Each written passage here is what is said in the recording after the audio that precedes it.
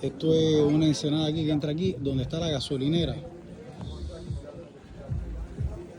Aquí llegamos aquí, el señor de aquí, ese caballero que está ahí muy amable, nos vio venir y nos dijo, ¿qué andan buscando?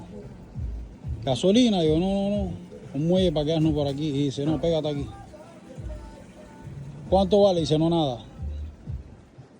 Y aquí estamos aquí, que ellos parece que tienen un bar. Aquí lo que no te puedes pasar un poco oculta porque va para el agua. Aquí estoy con Tony, que dice que le está gustando esta vida de no hacer nada. Tony? Está buena. No tenés que preocuparme por nada. Por nada, Tony. Tú vienes para acá todas las tardes aquí a tomarte tu cranberry con vodka y qué más. Y agua tónica. Y agua tónica. Mira. Yo creo que mejores vacaciones que esta no vas a tener. Vamos a... Steak, beef, steak.